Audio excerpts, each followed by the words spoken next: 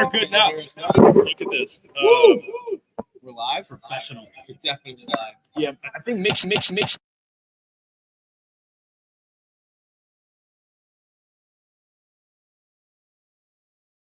Settings. Yeah. I can hear me. Yeah. Yep. I think we're all check the audio. Yep. Okay. Is it? No, it keeps flipping it. I had it. Interesting. All right. Okay. We're good now. Look at we had to at least have one setback. Okay, that's just temporarily. We'll see. Temporarily one setback, but like I said, it was muted. We are live here, Dog and Pony Show Brewing. It's because Zach Clark had like 6 Colonel Lagers before starting this. Yeah, you know, it's the delicious beer, people. You got to understand where we're coming from.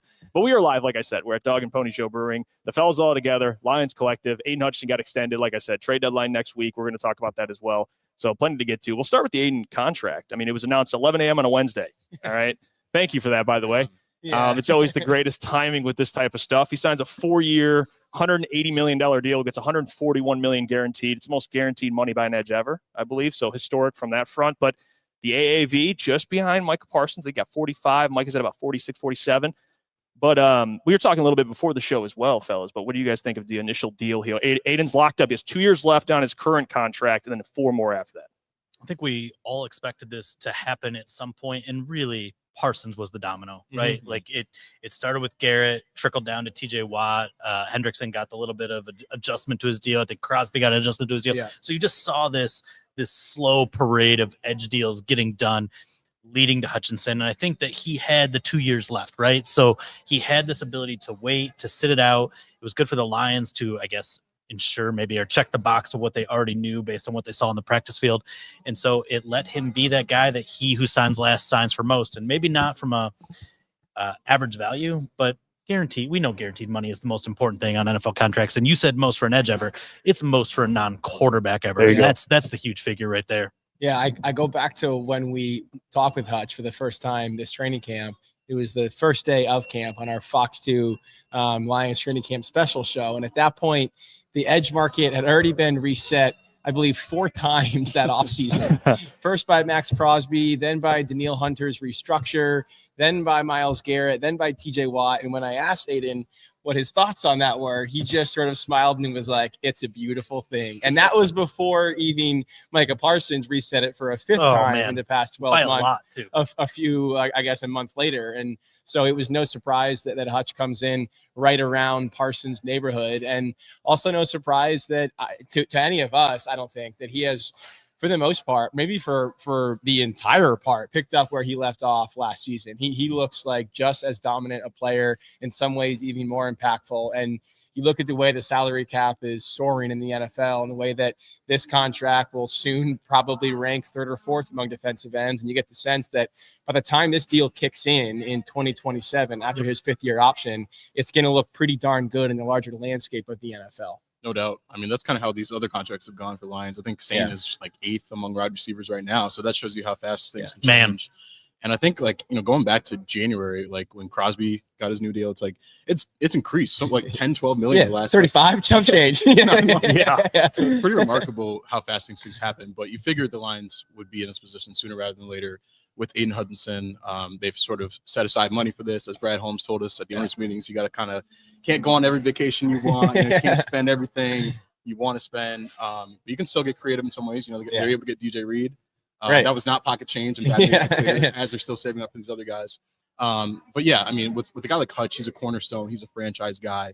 You kind of expected this. I think I had his agent's tweet notifications on since like March because he usually tends to break it for his big guys. But to see it get done the way it did today, I think it makes a lot of sense. He's playing out of his mind. He still leads the NFL in pressures. He's 3rd in win rate, tied for 6th or 7th in sacks. So he's having a great year, and it makes sense the Lions would lock him up and reward him the way they did. And people will say, why did he not wait? Right? Like he had 2 years to wait. He could have cashed in for more. Well, it's $141 million guaranteed starting in 2027. Like you don't ever think about the injuries, but that they happen in this league. And so if he was to suffer an Achilles or an ACL, Alima McNeil never had an injury, right? And he suffers the injury right after he signs his extension. And so it protects Hutchinson long term as well. And the Lions are banking on a guy that really doesn't have a particularly long injury history. Yeah. On top of that, I mean, he clearly shows that if he does get hurt, he comes back bigger, faster, stronger than ever. He's a bionic human. Yeah. I also think that there is now a realization among these core players that the sooner that they can all secure their own futures in Detroit, the better. And the longer they extend the Lions championship window. And I know Brad Holmes is kind of averse to the idea of windows, but this is their window right now with this core of players. And it's amazing when you look at the money they have allocated towards extending their own over just the past 2 years. If you include Derek Barnes, it's 10 players, and it is just shy of $1 billion, billion dollars that they have committed to their own players just over the past 2 years. And obviously the first big dominoes to fall were Amon-Ra and Panay the day of the draft back in 2024. Yeah, of course, Jack Fox. And it's only continued since. This regime has set a clear standard of rewarding its own players, and Aiden is naturally next in line, and there are more to come down the pike. And players notice that, by the way. Like, I remember when Aleem got extended last year, and we talked to Jared for his weekly scrum, and he was just like, look, it's cool to see guys get rewarded for their hard work. And Aleem was a guy that came in as a 3rd-round pick and worked his way up the ladder and got extended and got a big deal, and he did things the right way. And that's ideally how the Lions want to build this thing. And so players notice that. If you put in the work, you're going to get paid. They're going to keep you here long term. Now there might be some restrictions going on in that when you're paying guys $1 million collectively, but when you look at it, it's like that. Players see that and they're mindful of that, and it makes them want to work even harder, especially with a group like this. I think we probably missed a context clue when Aiden was talking about Al-Quadin Muhammad getting paid this week. Clearly he was satisfied with what he got. Mention that. And so now he but Will brings up windows, and it's kind of where I went with the post signing column, right? Like, Detroit's window is pretty expansive. So Goff is 31 years old, right? I think he just celebrated 31st birthday. You look at other pocket passers, they're playing well into their late 30s. Drew Brees was 40. Aaron Rodgers, not really a pocket passer, but he's now, right? But I mean, late 30s, still producing. And so I'd say conservatively, you've got 5 really good years of Goff, potentially up to 7-8 years of Goff. And like, that's the key to a win in the NFL, right? Good quarterback play. Goff is playing at I think a Drew Brees like level right now in terms of pocket efficiency. Now you got Hutchinson, 2030. You've got a few of those guys to 2029. Goff's in that 2028 group.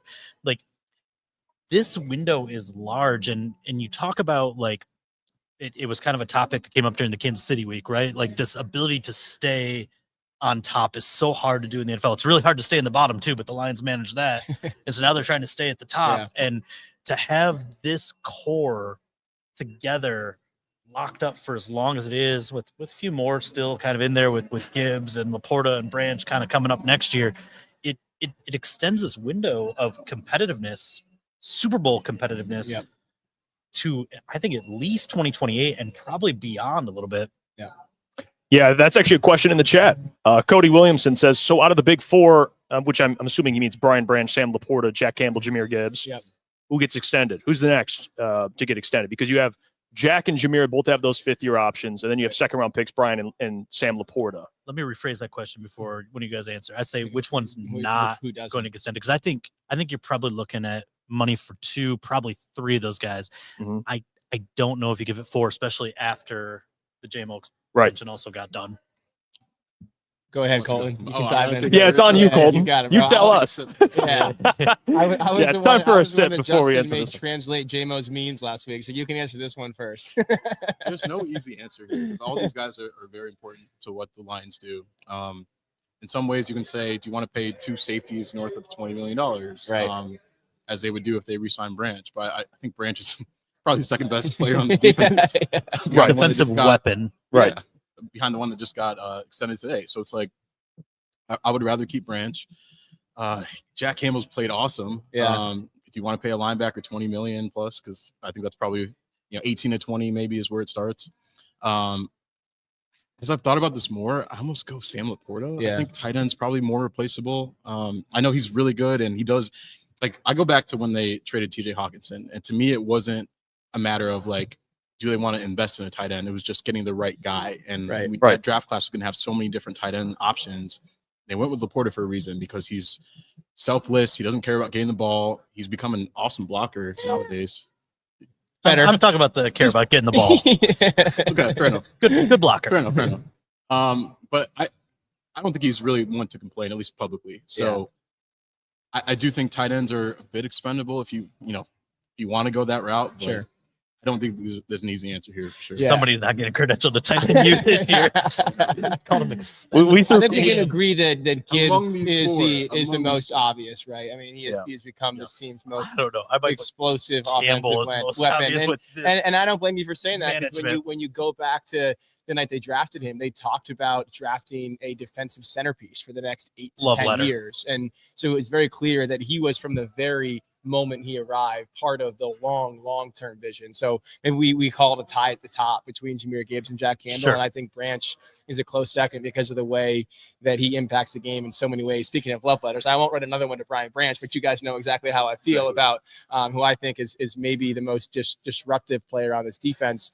The reason that I think if one of them has to be left out, that it might be Sam Laporta is to piggyback on Colton's point.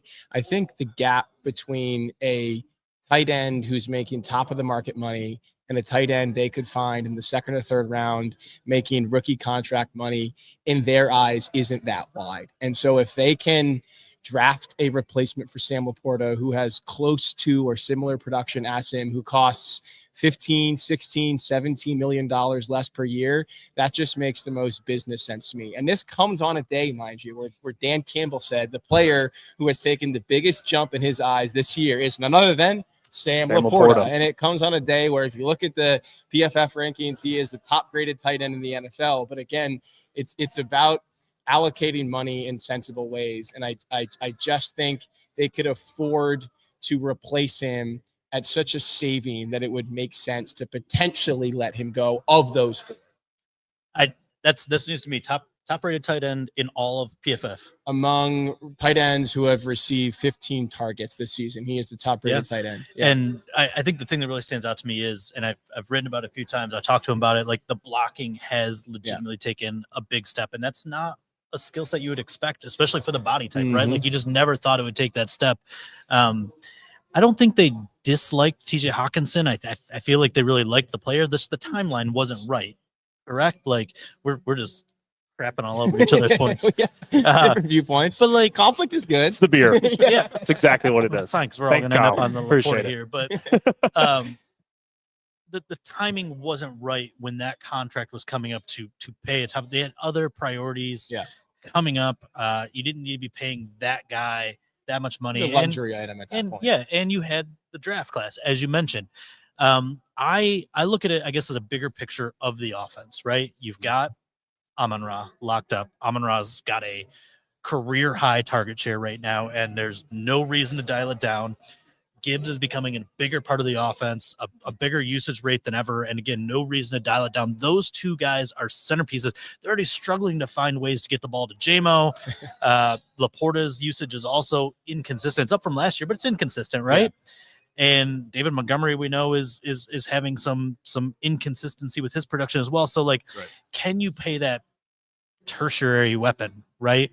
Or can you go get a guy that is maybe that land between Brock Wright and Sam Laporta, that guy that when you do need to throw it to him, he's reliable and maybe, a better blocker than Wright is. And so that to me is the bigger reason why if I had to pick one being out, it's probably Laporta. All those guys are going to get top of the market deals for their position. Are we completely ruling out the possibility that they find a way to bring back all of them? Like, is that mathematically impossible? Because the way they've already attacked this would suggest that it's not. I think we all accepted the fact that JMO is going to be the odd man out based on the way Brad Holmes himself talked about him and the cost of paying receivers. And then he turns around like 2 months later and he's like, hey, here's $83 million for a guy with like 83 career catches.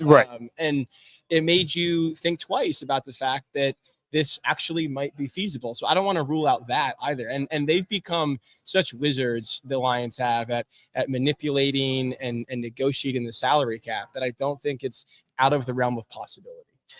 I wonder two things with some of the money that, since we talked to Brad Holmes there in March, and he was kind of laying those hints that JMO might be out. And I think we all read those tea leaves that he presented. Two things happened. One, the Kirby Joseph extension is a little weird. If you look at the structure of it, like it's got some built-in space safety though. That he's got to say it. That's important. And he's great, and he continues to be great. But like, who knows what this knee injury looks like a couple years? If it's something that's arthritic or chronic, like maybe they move on there. That frees up some space.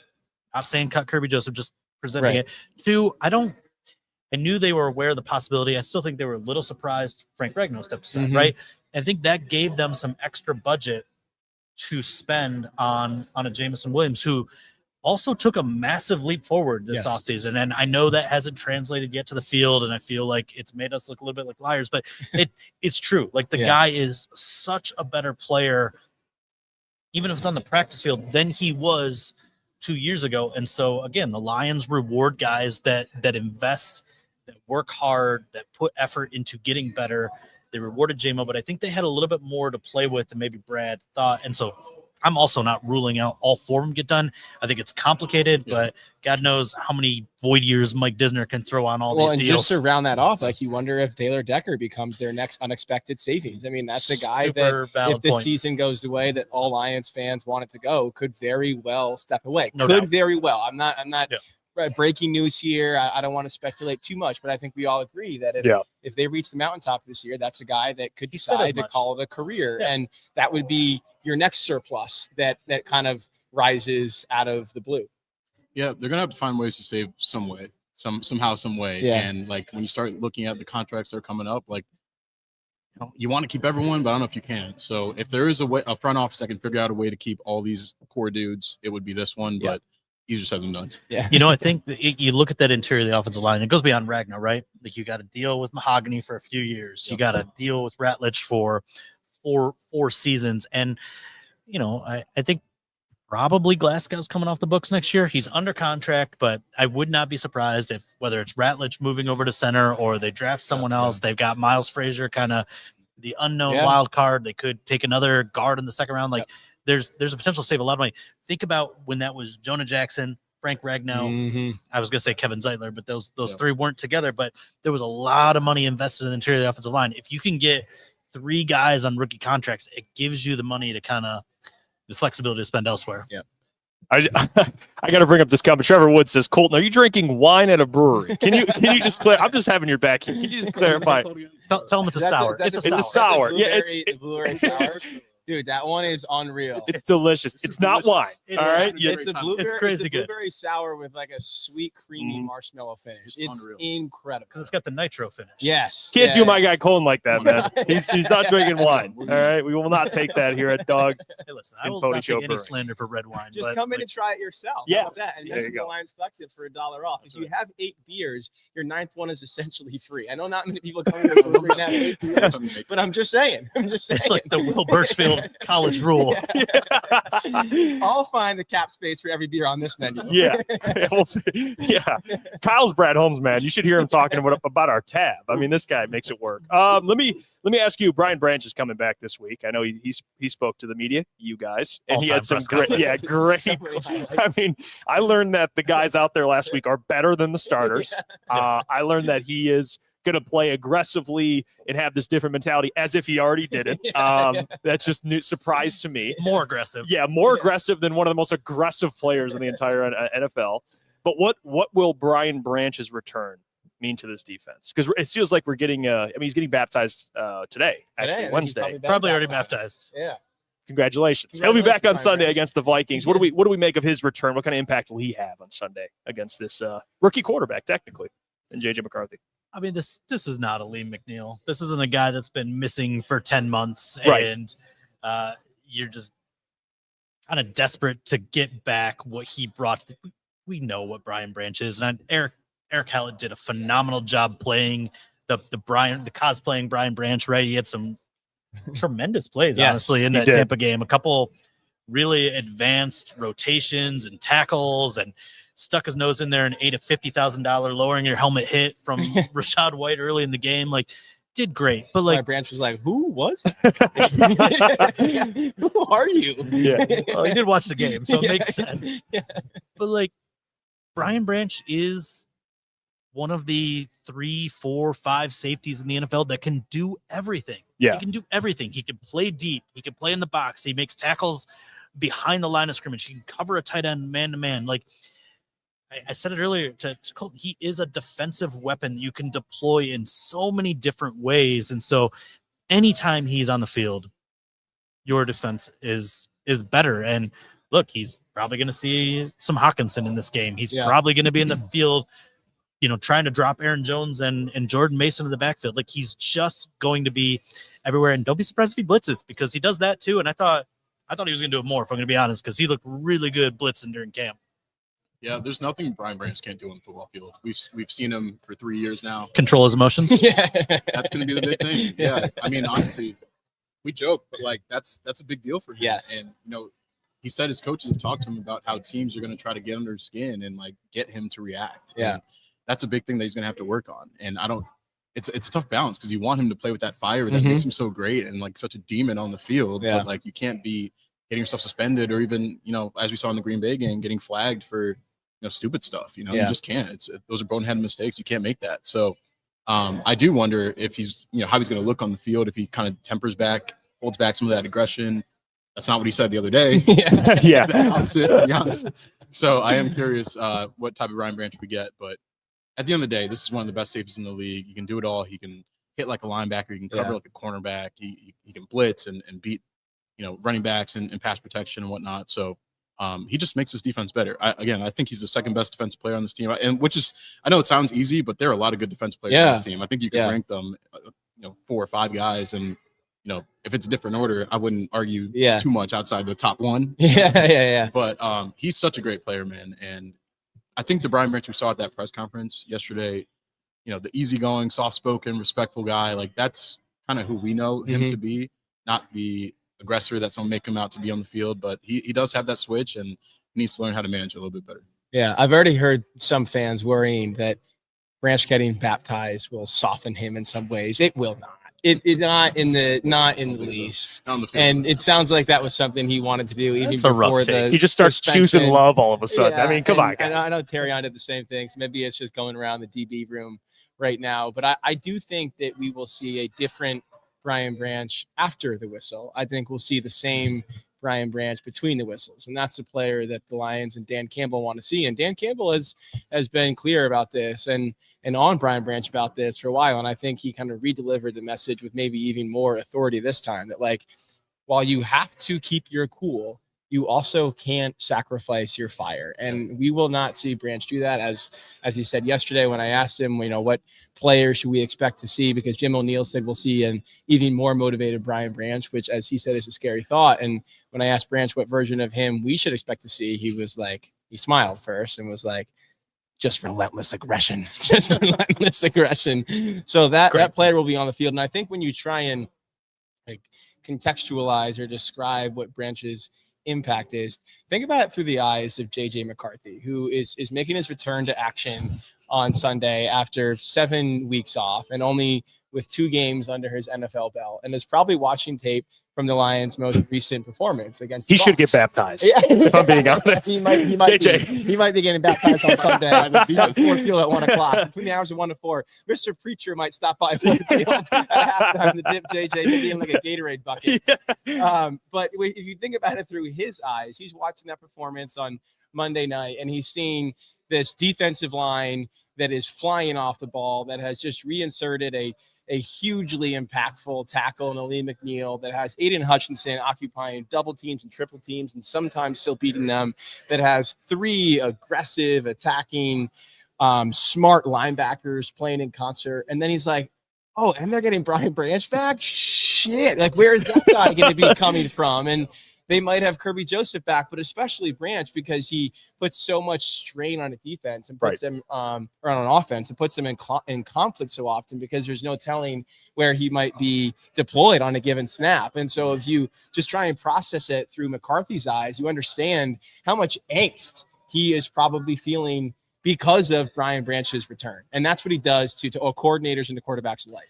it's so weird, like Colton bringing back the comment where Branch said like teams will be agitating him and trying to get under his skin. Like it's all circular. Like that's what they used to say about Sue, and it certainly a lot of guys that kind of have that hot-headed mentality. I still can't correlate those two individuals though. It's tough. Like, and Dominican Sue was an asshole off the field and on the field, and like that worked for him, and he was an incredible football player, and the ability to channel that worked really well. We don't see that side of Branch ever. I mean, how many times did he say "sir" in his little press conference? It's just his politeness is uncomfortable off the field, and I still have a hard time wrapping my head around like his ferocity out there. But I was thinking of this is a really random reference, but I read a Michael Crichton book when I was like a kid. It was called The Terminal Man, and this guy had basically like triggers in his brain when he was like getting violent. There was like electrical stimulus that calmed him down. Like, can we get like Brian Branch a shock collar? Yeah. Like he just calmed down Brian Branch. Yeah. If it's two shocks, it's Sheila. Like we mean business this time, Brian. I mean, this is the next logical evolution of the low pad to avoid the high hits that they bought him this offseason. Yeah. Yeah, I mean, someone just put in here, Cody, shout out to you. He says, first he baptized Juju, then he gets baptized today. Really came full circle. It's a great story. It's why we have so many great storytellers. And it sounds like you he know, kind of baptized Juju on behalf of the NFL. I mean, there were many defensive players who agreed with Notice not Branch's one decision. player came out and disagreed with his decision. I mean, if you haven't noticed that.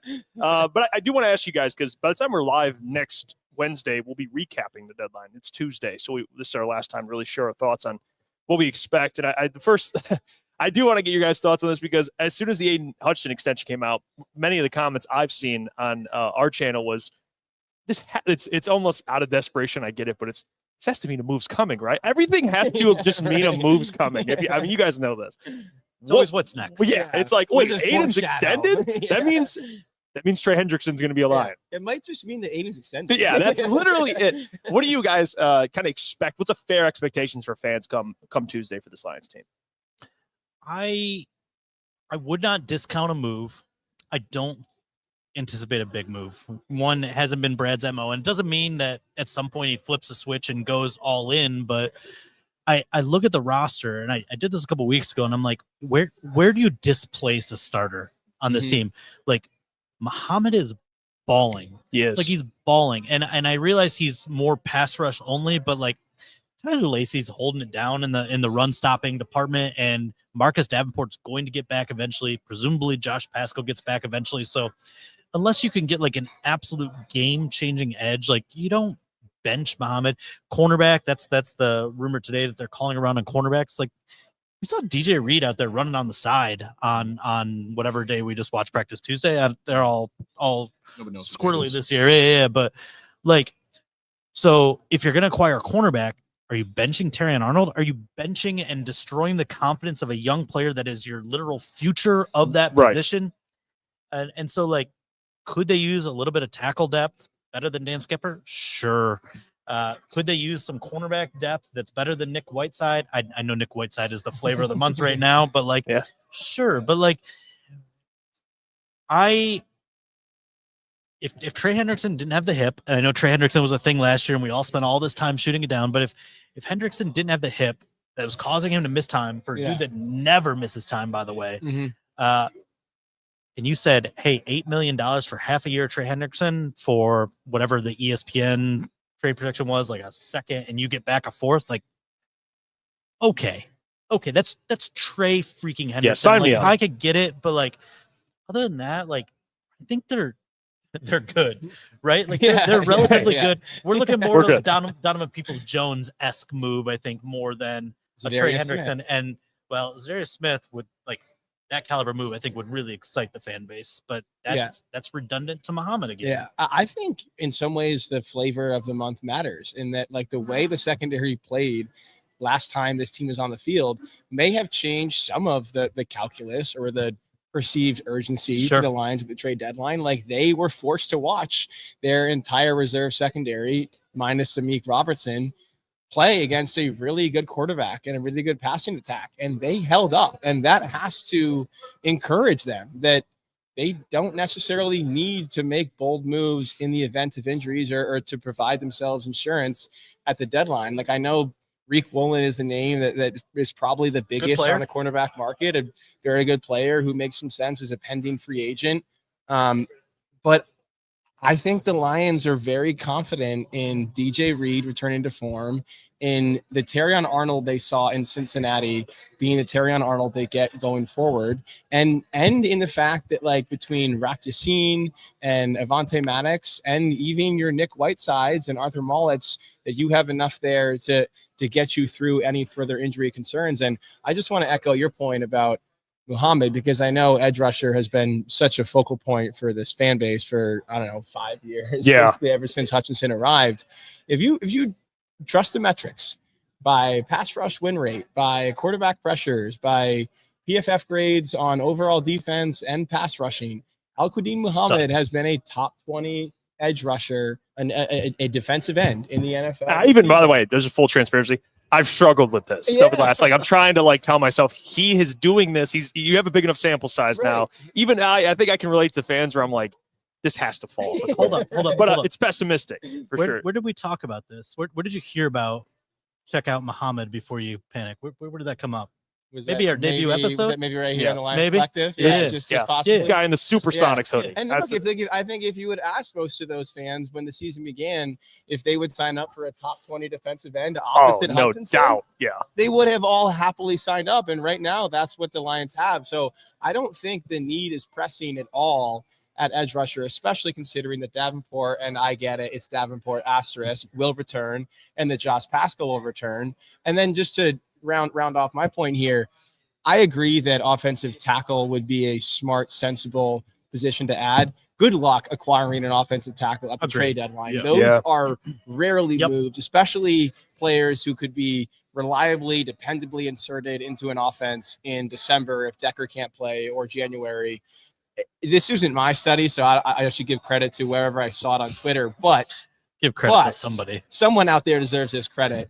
Someone tracked since 2002 the number of offensive linemen who have been traded at the deadline, which was either in October or November. Since 2002. So we're considering 24 trade deadlines here.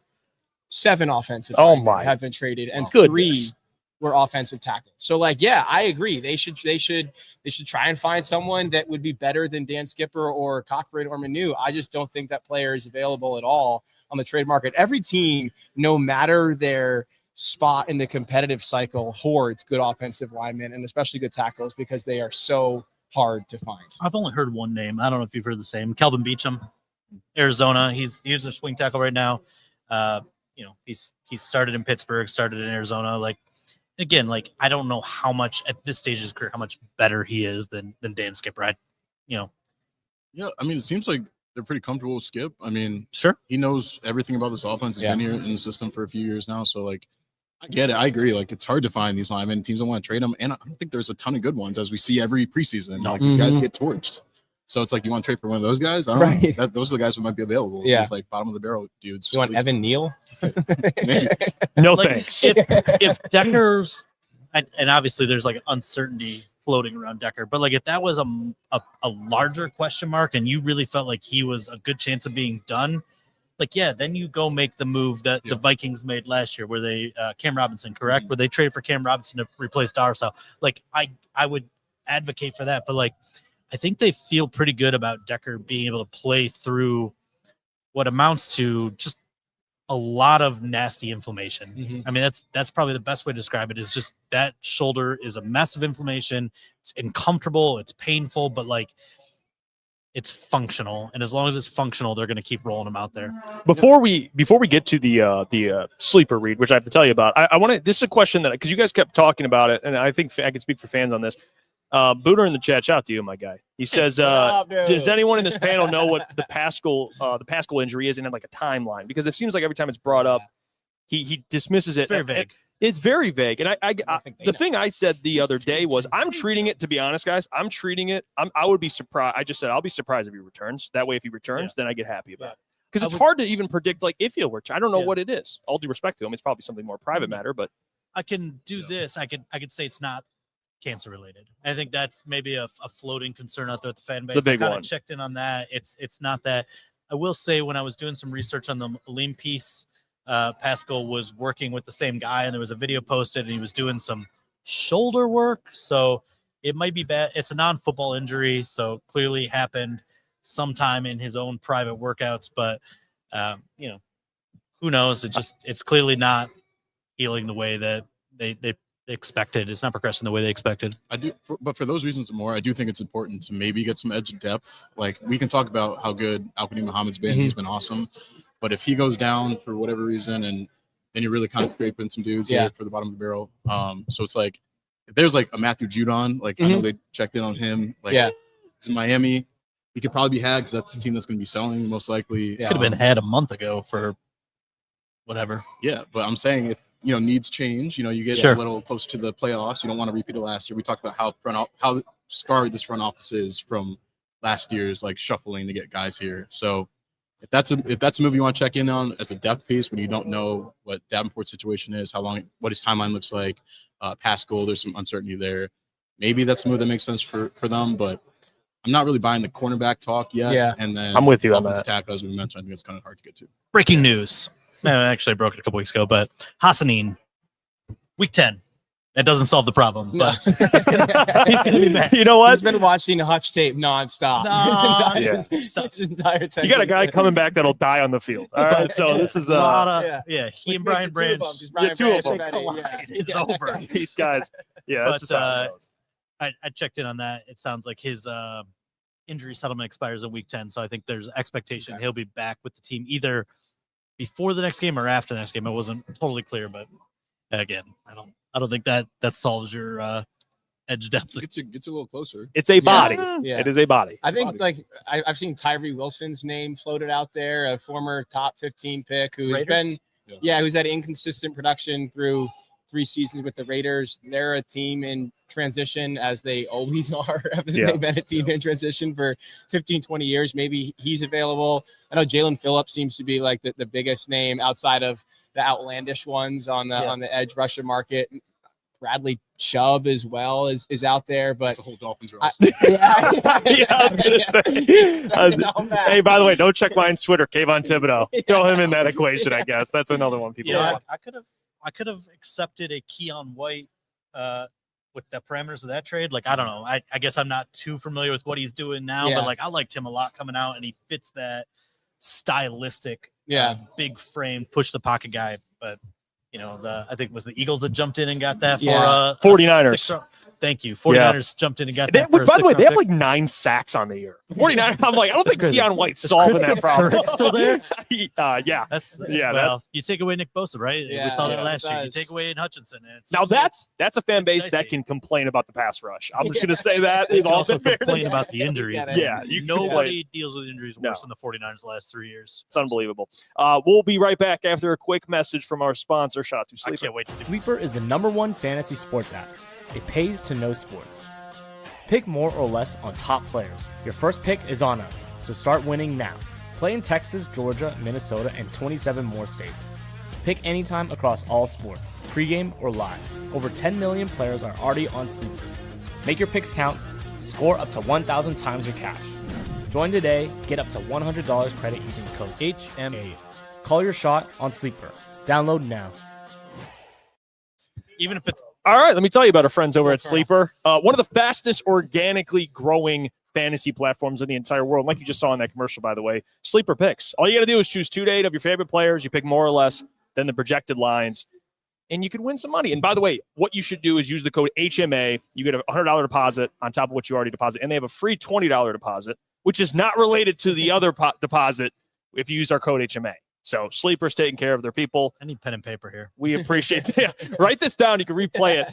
They take care of their people and keep using the app. It's like I said, one of the fastest organically growing fantasy platforms in the entire world. Hey, next week, bring us an over-under.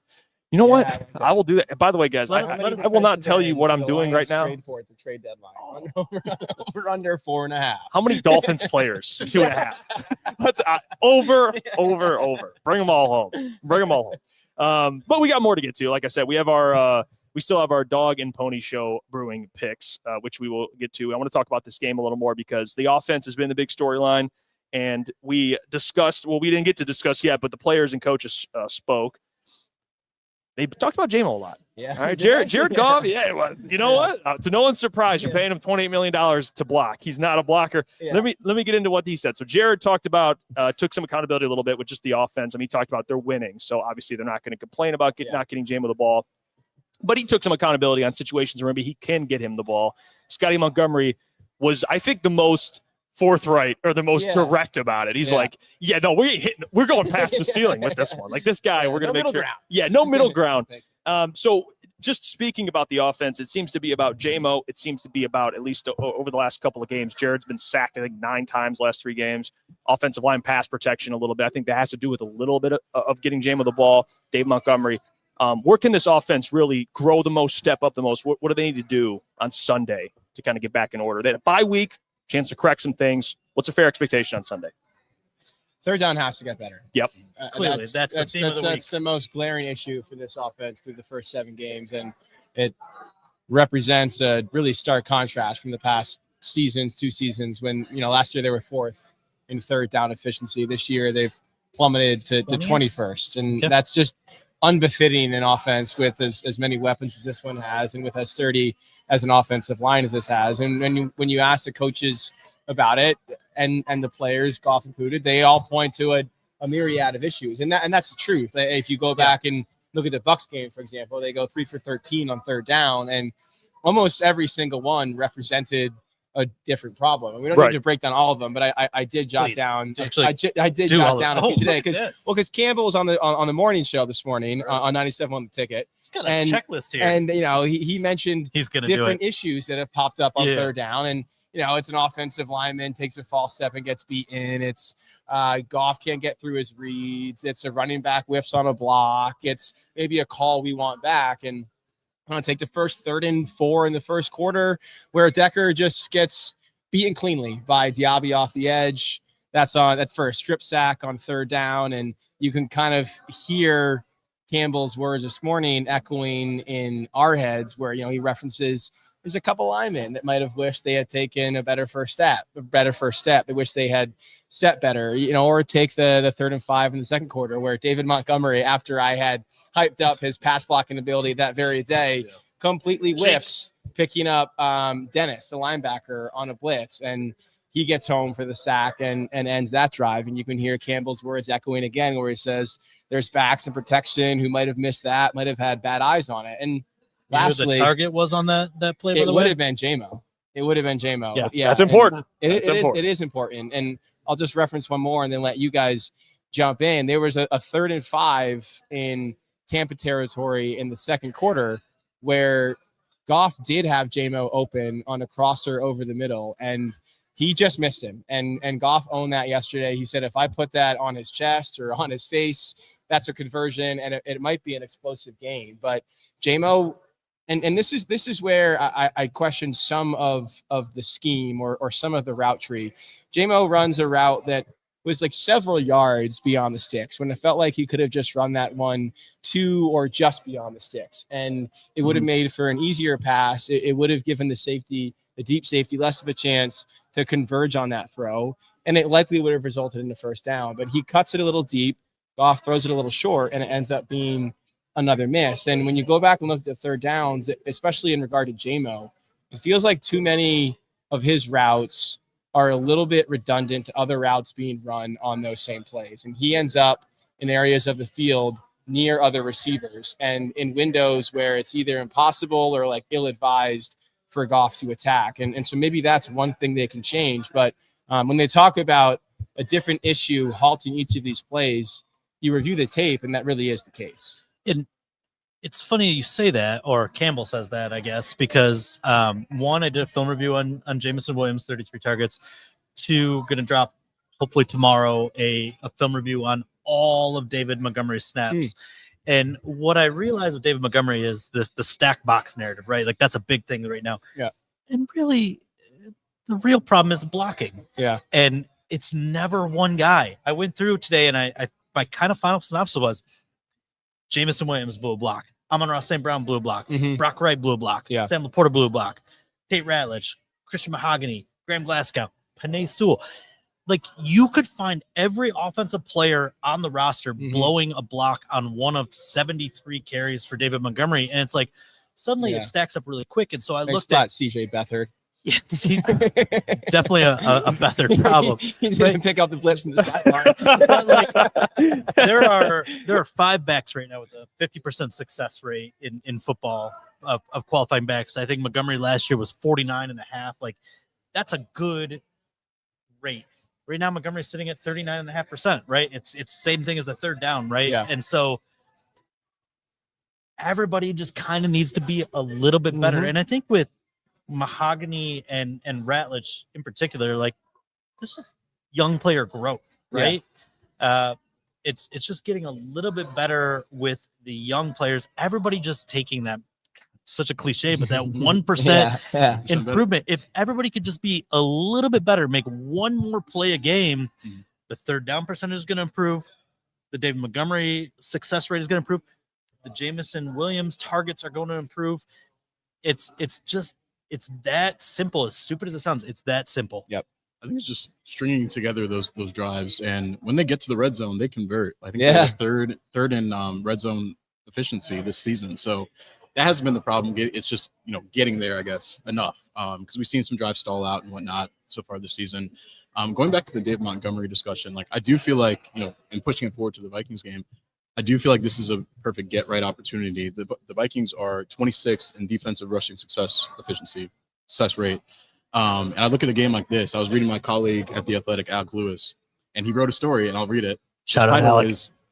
Why are the Vikings off to such a disappointing start in 2025? And I was like, this is a perfect I'll story read this. for me to read.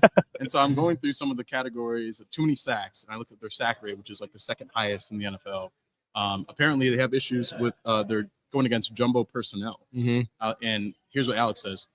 Pittsburgh, Cleveland, and Philadelphia deployed extra tight ends and additional offensive linemen, and opponents have tallied 676 yards versus the Vikings in these lists. Ross Dwelly game. Do you know an offense that deploys extra I can think of one that might do that. I'm trying to think of one. No. So this could be a get right game for this rushing attack. They want to go with a jumbo set, but really just a game for David Montgomery just to get right. So again, the blocking has to be there, right? Like it hasn't based on your film review, but he has been facing some stack boxes, but the guys around him can do a little bit more. And between him and JMO, there are some pieces on this offense, and it's hard because you have so many massive feet and whatnot, but they can do a better job of getting these guys more involved. And I'm sure that's something they looked at during the bye. I think I brought this up, I think, in the last podcast, just was spitballing at the time. I didn't have the data to back it up, but just the way they were using Gibbs as a starter and bringing Montgomery in. The games where he struggled the most is he's come in on the third offensive series, which is almost the end of the first quarter in most of those games. And the games where they've tried to get him right, and it didn't work with the Bucs, but it did work with the Bengals, is he was getting more involved in the first and second series. And so I think that's going to be an adjustment coming out of the bye. I think they're going to get Montgomery involved a little bit earlier just because they know Gibbs is the 2-minute drive guy. They know if they fall behind in the fourth quarter, Gibbs is the guy. And so I think there's going to be a little bit better balance to their backfield coming out of the bye. If they can just convert more on third downs, they'll have more plays. And if they have more plays, they can spread the ball around more often. And some of this angst around JMO and even Laporta to a lesser degree will solve itself. Because I think the biggest and simplest reason that JMO hasn't been involved as he was last year is they have lacked the plays to do that. And that's because they haven't sustained enough drives. Yeah, and I mean, put numbers behind it. 66 plays per game last year, 60 this year. That's a substantial difference. It is. And even more so passes. They're throwing 4 less passes a game. It's not a small, it's I think a 12% decrease if I'm remembering correctly. Like 12% is a lot in terms of weekly targets available. And you look at JMO, he's down, I think 30% targets per game. I think it's down from 6 to 4. Yeah. And so like that's a big part of the problem. Yeah, their explosive pass rate, even with the struggles getting JMO the ball, and we know he's such a deep weapon, is still 8th in the NFL at 14.7. Yeah. Are those all catch and run, Colton? So that I was going to say, I think a lot of it has to do with those explosive plays coming over the middle with yards after the catch more so than the deep ball. Mm-hmm. So like they're getting those explosive in other ways. You'd like to see it more with the downfield shots, and that's why you pay a guy like J-Mo. But if he's still stretching the field and creating those opportunities over the middle, I think that's the important thing. And I know we said that a million times, but eventually, you're going to hit on those long targets, and they're going to be there, and J-Mo's going to be happy. Yeah. I think I looked it up. Goff, 13 deep shots all year, which is not enough. And by deep shots, I mean 20 yards beyond the line of scrimmage. He's only connected on 4. Yeah. Asked him what he was happy about and unhappy about. Listed off a lot of things he was happy about. He said it needs to be more aggressive.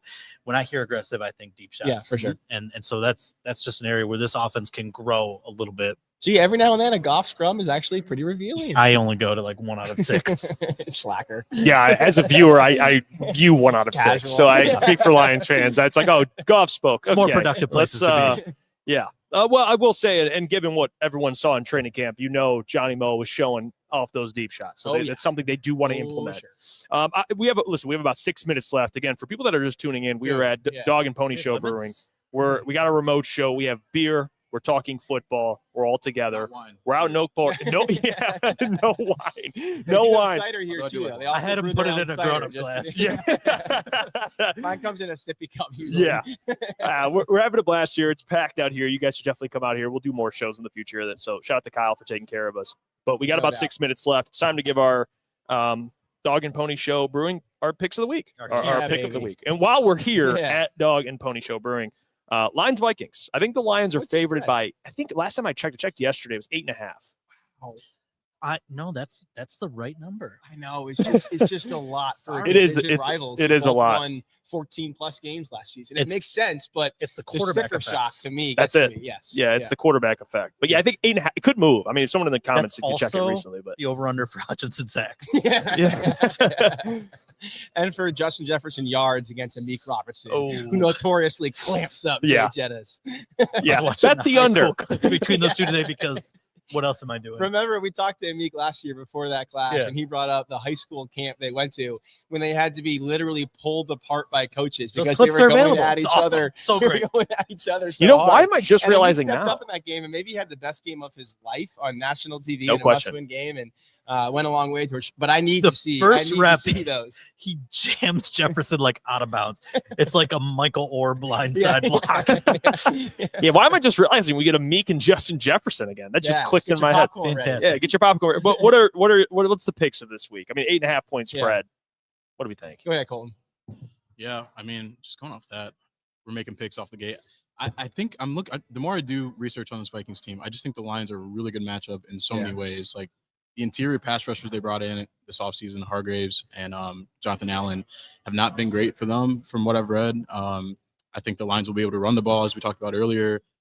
Jared Goff is excellent against the blitz. The Vikings blitz more than any team in the NFL, and Goff has proven to have answers to the test against Brian Flores' defenses. Yeah. So, and then you got the quarterback play, a young quarterback with an offensive line that allows the second highest sack rate, and you got Aiden Hutchinson, freshly paid man on the other side. Yeah. So, I struggle to find ways the Vikings can keep this close. So, I'll go 31-17. Yeah, I like that. Yeah, go ahead, man. I already had 30-17. Like, the brain. I had 31-20. So we're it has to happen. Stick to the gun. I feel all of that, and you're right. 42% blitz rate, but like I know Frank Ragnow was so important to kind of deciphering and figuring out those blitzes.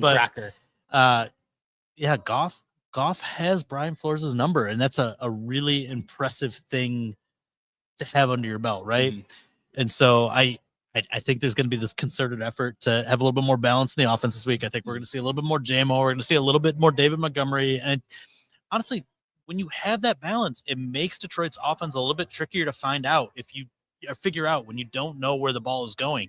They've got all those weapons that are so valuable. Yep. And so I don't trust JJ McCarthy yet. I'm not saying he won't be a good quarterback, but he's got 2 games under his belt. Yep. And this pass rush is kind of feeling itself right now to the Tampa game. Aleem McNeil was an absolute difference maker. We don't know if Muhammad's going to play through the hamstring injury, but I imagine he will. And so I just, I like the Lions to kind of cruise to one of their classic comfortable wins. Yeah, I'm glad you mentioned the Vikings interior pass rush because even though maybe it hasn't been as good as they've hoped, it is an easy reason to talk about the Lions' interior offensive line, which has really answered the bell for this team this year. And I think the biggest question, including the coordinators entering the season for me anyways, was would that offensive line remain a strength? Would it still be one of the, say, 10 best in the NFL? I don't think we could fairly expect it to be one of the 2 best or 3 best as it was with Zeitler and Ragnow and those guys, but could it be an asset?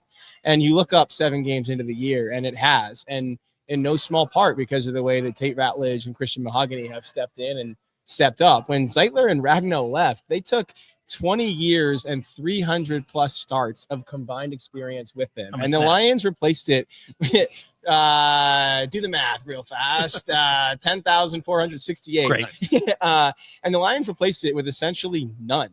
I mean, Ratledge was fresh out of Georgia. Mahogany had 2 career starts, including the playoffs under his belt. And there were legitimate questions. And that week 1 game brought all of those fears to like pretty glaring and ugly fruition. And ever since, those 2 have been really sturdy. And they've had their lumps along the way, like any offensive lineman will. But by and large, those guys have been really, really solid. And I love what Dan Campbell said to them this week. Like, hey, you're not young anymore. Now, he had just called them young guys himself to us. Then he was like, and I sat them down and I said, you're not young guys anymore. And that was a terrible Dan Campbell impression. But he referenced that and delivered that to them on Monday, because I asked Tate and Christian about it yesterday, and they were like, yeah, I mean, that's the truth. Like, there's no more time to be wasted, as Mahogany said. And Tate said, when I got here, the standard in that offensive line room was very clear from the coaches and the players. And our goal was to not let there be a drop off. And for the most part,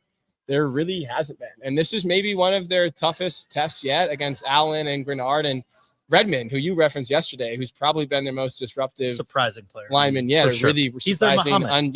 Really surprising undrafted free agent a couple years ago. And I just like the matchup between those 3, including Glasgow against the Vikings 3. And I think if you look at the way Goff has performed against Flores' defense, there's no reason to think that they won't light it up again on Sunday. I'll take Lions 34, Vikings 14. I thought we agreed that we were going to let him talk about Mahogany this week. Yeah, go ahead. Just can't get through a week. The PC clause, baby. I talked to Christian Mahogany coming out of we both agree we got to fire Father Leahy, president of Boston College. No, I will say That's the not Lions. the Jesuit way. The Lions have won the last 5 straight against the Vikings. They've scored 30 points in every one of those games. So I think they do it again. Yeah. They make it 6 straight in both the win category and the 30-point category. Give me 30-20 Lions. Woo. And there you go. We'll be live next week, Wednesday, to recap the NFL trade deadline. Come See you on guys in. then. Dog and Pony Show Brewing. Big shout out. Coldest Big beers in last town. Cheers, fellas. All right. Cheers. Cheers. Dog Cheers and Pony to Show Kyle. Brewing. Shout out to Kyle. See you guys next Cheers to Wednesday. football.